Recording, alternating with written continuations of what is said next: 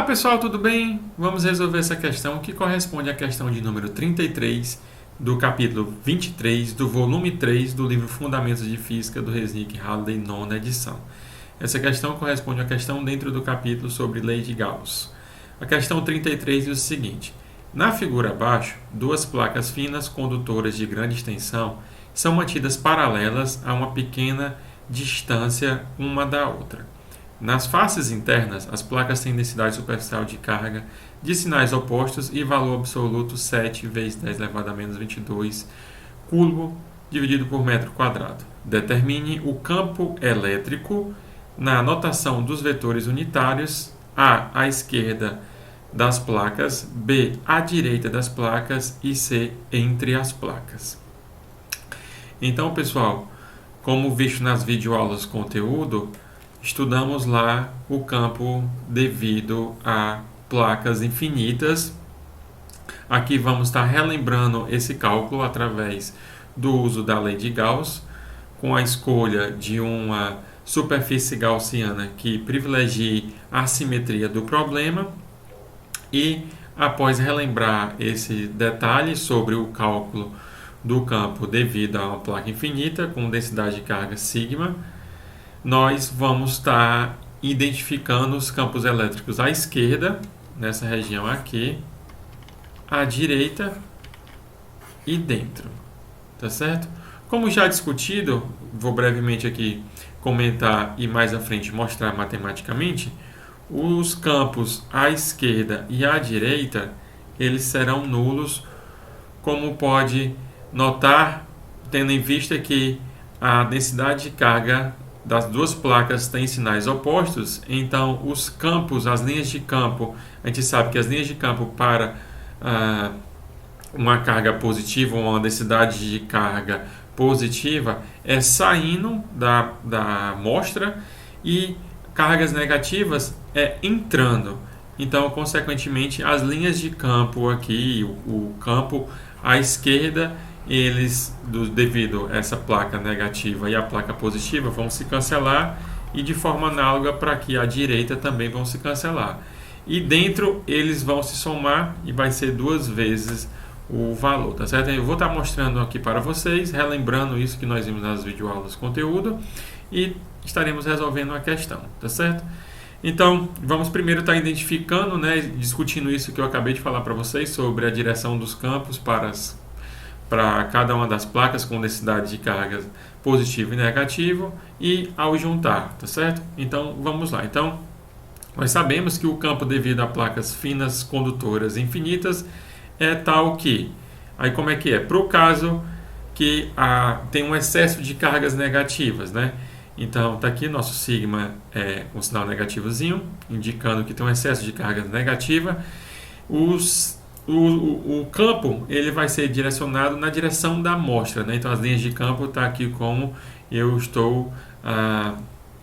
desenhei, né? Então no sentidozinho no sentido da placa. No caso de termos um excesso de carga positiva, o sentido vai ser contrário. Então notem, eu quero que vocês notem que a esquerda aqui da placa negativa está se dirigindo aqui, né? Então na direção, tomando essa direção perpendicular à placa como a direção x. Então em notação de vetores unitários, essa galera aqui à esquerda vai ter uma direção x chapéu e essa galera aqui à direita é uma direção menos x chapéu. Enquanto para a placa que tem um excesso de carga positiva, aqui nós teremos campos com direção menos x chapéu, o que para outra densidade de carga negativa era mais x chapéu. E aqui à direita temos mais x chapéu, o que antes era menos x chapéu, tá certo? Então, se nós combinarmos essas duas placas, tá aqui, colocando as duas placas paralelas com sinais opostos, o que a gente vai ter teremos campos com sentidos opostos à esquerda das duas placas, campos com sentidos opostos à direita das duas placas e campos com os mesmos sentidos entre as duas placas, tá certo?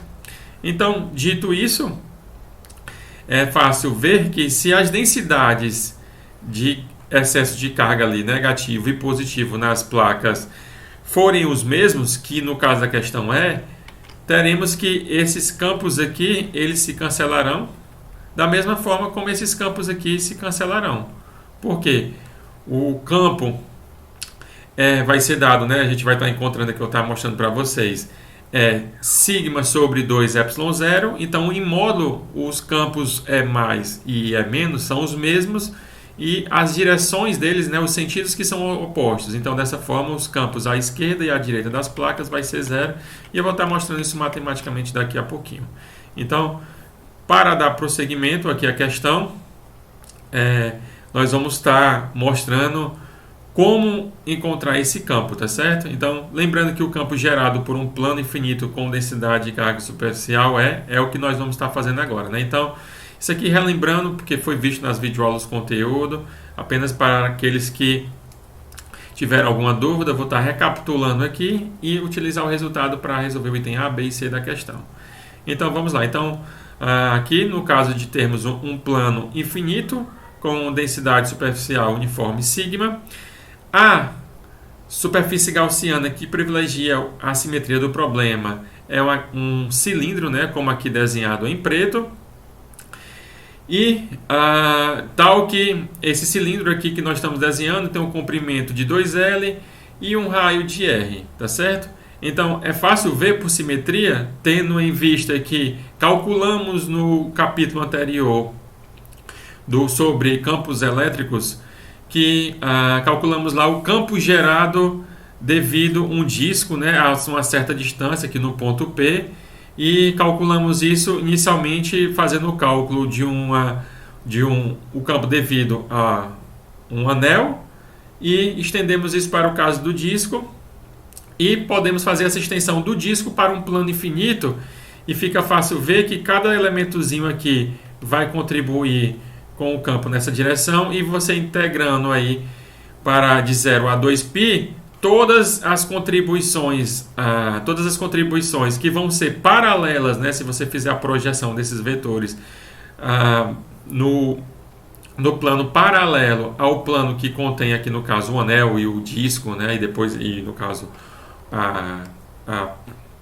o plano infinito, a gente vai ter que todas essas componentes elas vão se cancelar, tá certo? Essa contribuição não vai ter contribuição na direção paralela ao plano que contém esse disco ou anel, ou no caso do plano aqui, apenas vai ter a contribuição na direção normal. Então, eu disse tudo isso apenas para justificar, que nós vamos estar aqui justificando, o fato de que a contribuição dos campos devido, né, aqui, porque nós devemos calcular o campo na tampa 2, o campo na tampa 1 e o campo devido aqui, né, o fluxo devido ao campo que cruza a superfície lateral desse cilindro, né? Só que as contribuições dos campos, como eu estava discutindo, eles vão se cancelar. Então, o que vai nos interessar aqui apenas no cálculo, né, quando utilizarmos a lei de Gauss, é o campo que passa aqui na tampa 1 e na tampa 2, ok? Então, identificando esses vetores normais e os campos, né, assumindo aqui uma densidade positiva, no caso uma densidade negativa seria a direção dos campos contrários, então assumindo a densidade de carga superficial positiva, então temos que o campo aqui, ele vai ser, a contribuição não nula, né, vai ser aqui perpendicular ao plano, né, e por sua vez perpendicular a tampa 1 e tampa 2, e sendo o eixo X, então os campos aí eles vão ter sentidos opostos, né? Então vai estar esse na tampa 1, assim como o vetor N1 chapéu, né, que é perpendicular à tampa, vai ter direção menos X chapéu, e essa galera aqui, tanto o campo quanto o vetor normal à tampa 2, o N2 chapéu, vai ter direção X chapéu, ok? Então, dito isso, né, vamos tomar nota esses argumentos, né, tanto da superfície gaussiana quanto da questão do campo que vai contribuir, vai ser apenas das tampas 1 e 2. Né? Então, eu escrevi aqui, né, por simetria é favorável escolhermos a superfície gaussiana como um cilindro ilustrado ao lado, de comprimento 2L e raio R, ok?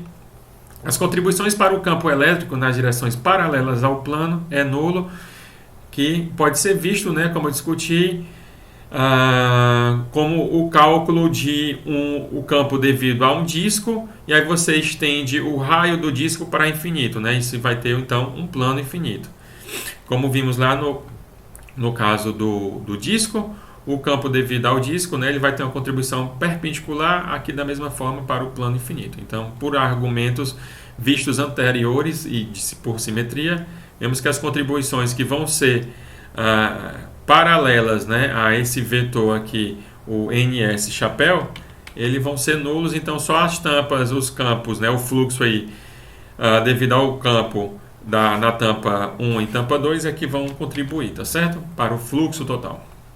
Então o campo está na mesma direção normal das tampas 1 e 2, como eu falei, né? Então, pela lei de Gauss, nós temos o seguinte, né? Então a integral fechada aí no cilindro, essa superfície, de E escalar dA é igual a carga envolvida dividido por ε0, ok?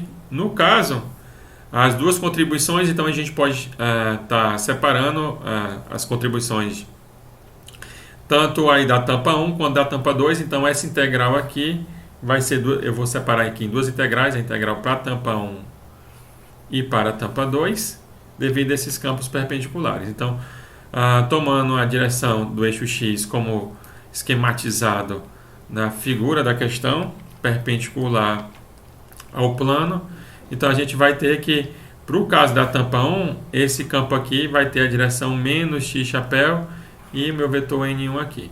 Para a tampa 2, esse vetor E vai ter a direção, está aqui ele, a direção x chapéu vezes N2, né? Então aqui N1, o outro N2. E a minha carga envolvida, né, que vai ser esse elemento aqui de área dA, e a carga envolvida sigma, né? Então a minha carga envolvida é a integral de sigma dA, ok? Porque temos uma densidade superficial de carga. Então, resolvendo essa equação, né, e explicitando o fato de que N1 está na direção menos x chapéu e N2 na direção x chapéu, combinando, nós temos então que desse produto escalar aqui, ele vai resultar então, o campo é constante, né? Não depende da posição, então ele vai sair da integral e vamos ter menos x chapéu, escalar menos x chapéu, isso vai dar 1, então isso vai dar a integral de dA, que vai dar a própria área, né? E a área, no caso, é πr², que é a área desse círculo aí, tá certo? Então, da mesma forma, para a tampa 2, o campo vai sair, então vamos ter um produto escalar entre x chapéu, isso dá 1, então vamos ter a integral de dA, que é a mesma área πr². Então está aqui, o que eu acabei de falar está aqui, então EA mais EA, né, onde A é a área, e para o lado direito, né, o sigma também sai, uma densidade superficial uniforme, então aqui é uma constante. Então temos a integral de dA que vai dar a própria área. Então a gente pode estar cortando essa área com essa área com essa área. Então vamos ter um campo aí de 2E igual a sigma sobre ε0, que vai resultar um campo de E, o módulo do campo E é igual a sigma sobre 2ε0, tá certo? Então tá aí fazendo essa soma e cortando as áreas, a gente encontra um campo, né, amplitude de sigma sobre 2ε0. Escrevendo em termos dos vetores do vetor N aí normal ao plano, então a gente tem, né, que esse campo vai ser sempre perpendicular ao plano. Então eu escrevi o vetor N chapéu, então esse campo é sigma sobre 2ε0 na direção N chapéu, tá certo? Então toda essa parte aqui foi uma revisão do que vimos nas videoaulas conteúdo para o cálculo do campo utilizando a lei de Gauss devido a um plano infinito com densidade de carga superficial sigma, ok? Então vamos agora propriamente resolver a questão. Então do item A, né, avaliando o esquema acima da questão para as duas placas paralelas, nós temos que o campo à esquerda das placas, a gente já discutiu conceitualmente que isso seria zero, mas vamos lá escrever matematicamente. Então os campos aqui à esquerda, né, o campo total aqui vai ser a soma desse camarada do vetor E de mais com esse vetor E de menos, notando que o vetor E de mais está na direção menos x chapéu e o E de menos na direção x chapéu. Então Escrevendo isso em termos do vetor unitário x-chapéu, temos que eu acabei de falar, e um fato importante é que a questão fala que as densidades das duas placas, o valor absoluto é o mesmo, de 7 vezes 10 elevado a menos 22 cubo dividido por metro quadrado, tá certo? Então, dito isso, né, eu menciono aqui que o módulo das densidades superficiais são as mesmas nas duas placas. Então, consequentemente, como o campo ele vai ser o módulo, né? O módulo do campo vai ser o módulo da densidade de carga sobre 2ε0, então a gente tem que o módulo de E de mais é igual ao módulo de E de menos, tá certo? Então, daí a gente tem, né, escrevendo esses dois camaradas aqui, então a gente obtém essa equação.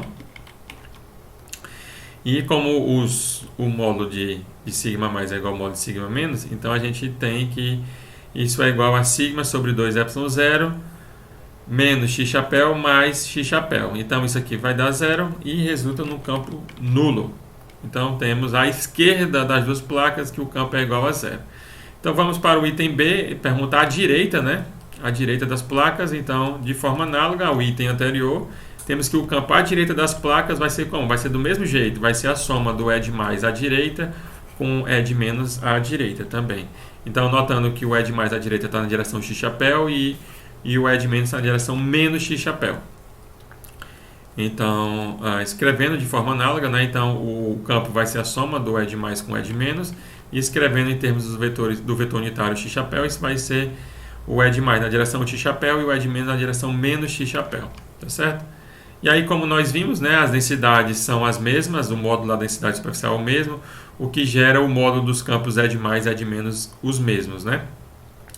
Então, daí, já fazendo a substituição e explicitando o sigma sobre 2ε0, nós vemos mais uma vez que aqui essa soma vai dar zero, resultando no campo nulo. Então, à direita das duas placas, temos também que o campo vai ser nulo. E, por fim, vamos para o cálculo do campo no interior entre as duas placas. Então, entre as duas placas, como já discutimos, ambos os campos têm o mesmo sentido, têm a mesma direção e o mesmo sentido, no sentido aí, menos x chapéu.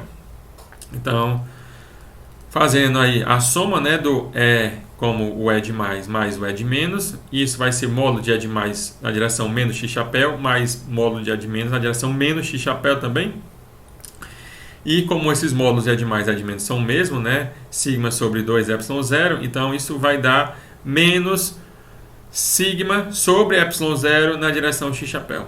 Então, aqui, só substituir. E aí vamos encontrar, como eu falei, menos sigma sobre ε0 na direção x chapéu. Tá certo? Então, por fim, o que nós vamos fazer é substituir os valores, né, do sigma por o valor dado lá, 7 vezes elevado a menos 22, e o ε0 por 8,85. Então, nós vamos encontrar o que, né? Menos, está aqui o menos, o sigma, o 7 vezes elevado a menos 22, e o ε0, 8,85 vezes elevado a menos 12. Então, isso vai resultar num campo de aproximadamente 7,91 vezes elevado a menos 11 Newton por cubo na direção menos x chapéu, tá certo? Então, o campo ele vai estar nessa direçãozinha aqui, tá certo? Sendo aqui o sentido do eixo x. Então, é isso, pessoal. Eu aproveitei a questão para fazer uma revisão sobre os campos devido a placas com densidade de carga sigma mais sigma menos, positivo ou negativo, tendo um excesso de cargas negativo ou positivo. E com isso vimos o cálculo dos campos à direita, à esquerda e entre duas placas com densidade de cargas com sinais opostos, tá certo? E é isso, pessoal. Até o próximo vídeo. Tchau, tchau.